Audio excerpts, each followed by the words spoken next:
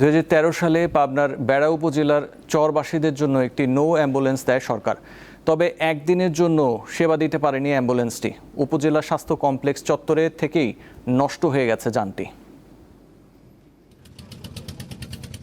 যমুনা নদী বেষ্টিত পাবনা বেড়া উপজেলা। এখানকার কমপক্ষে 25টি গ্রামের লক্ষাধিক মানুষের যাতায়াতের অন্যতম মাধ্যম নৌকা। দীর্ঘদিন এই মানুষগুলো প্রয়োজনীয় স্বাস্থ্যসেবা থেকে বঞ্চিত।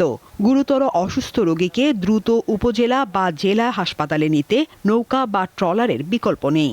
রোগী লিয়ে রাত 8টার পরে নৌকা না পাওয়ার কারণে দেখা যায় রোগী লিয়ে আমার মরণ ছাড়ার কোনো গতি নাই। ওপার থেকে রোগী নিয়ে আসলে পারে দেখা যায় নৌকা ঠিক মতো পায় না। একটা স্পট বোর্ড হইলে পারে আমাদের একটু পারাপারের সুবিধা হয়।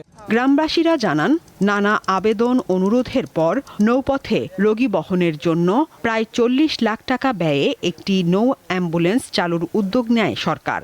এই লক্ষ্যে 2013 সালে বেড়া উপজেলা স্বাস্থ্য কমপ্লেক্সে একটি নৌ অ্যাম্বুলেন্স সরবরাহ করা হয়, কিন্তু সেটি কখনোই মানুষের কাজে আসেনি।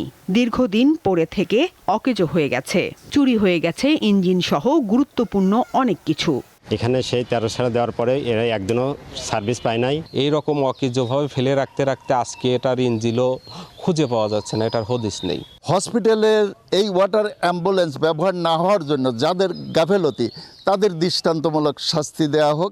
নতুন করে নৌ অ্যাম্বুলেন্স পাওয়ার চেষ্টা চলছে বলে জানিয়েছে উপজেলা স্বাস্থ্য বিভাগ।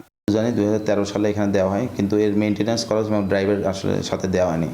তো দীর্ঘদিন এটা নদীতে পড়ে থাকার ফলে জং ধরে নষ্ট হয়ে গেছে। তো বর্তমানে আমরা চেষ্টা করতেছি যারা একটা অ্যাম্বুলেন্স ওয়াটার পাওয়া যায় কিনা। চরবাসীর স্বাস্থ্য সুরক্ষায় নতুন একটি নৌ অ্যাম্বুলেন্সের দাবি স্থানীয়দের। সাদিয়া চৌধুরী, দীপ্ত, বার্তা কক্ষ।